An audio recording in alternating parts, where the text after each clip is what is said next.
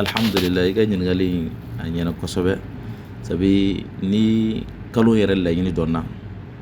a ka ca i filɛ ka mun fɔ o tiya la sabi Alahu taala ko k'a ye sun kɛ an ma wajibi ye walasa an ka Ala ɲɛ siranya de sɔrɔ. Bon Ala ɲɛ siranya in ka sɔrɔli i kan k'i mabɔ fɛn dɔw la dumuni ko lahalaya nin ye aya yɛrɛ de nana Alahu taala bɛ k'an yamaruya k'an ka dumuni kɛ an ka ji min nka an kana dansago kulu washrabu wala tusrifu i kana dansago cogo di silamɛ kan ka kɛ waati bɛɛ kɛ camancɛ de la i bɛ dumuni mun tobi ou i bɛ dumuni mun labɛn n'a y'a sɔrɔ i bɛ ka a labɛn mɔgɔ wɛrɛw de ye suntigɛ kama baraji ɲini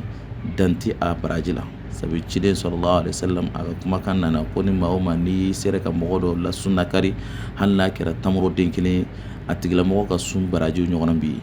nka e ka so kɔnɔ e yɛrɛ b'a dɔn e kelen i n'i ka famille aw kan ka se ka dumuni hakɛ mun dun jɛgɛ bɛ labɛn yan fɛ sogo bɛ labɛn yan fɛ don kelen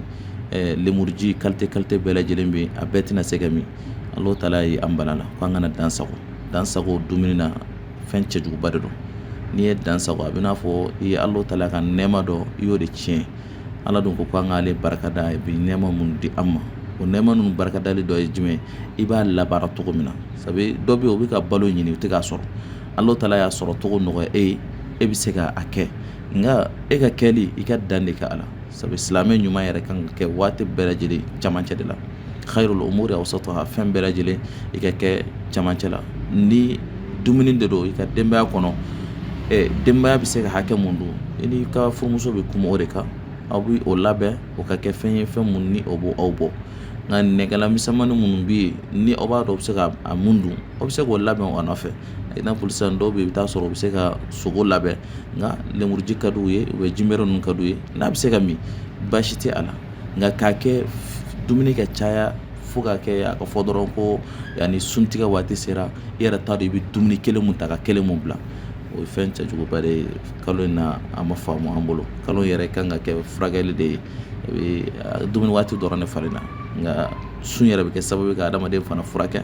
a bɛ n'a fɔ n'i ye dɔgɔtɔrɔw sɔrɔ k'o ɲininka olu yɛrɛ bɛ fɛn caman f'i ye adamaden ka dumuni ko la n'i ye dumuni kɛ ka dansago silamɛ y'an bali o la kosɛbɛ bon adamaden limaniya côté Ala de bɛ o juger nka n'an y'an ka diinɛ faamu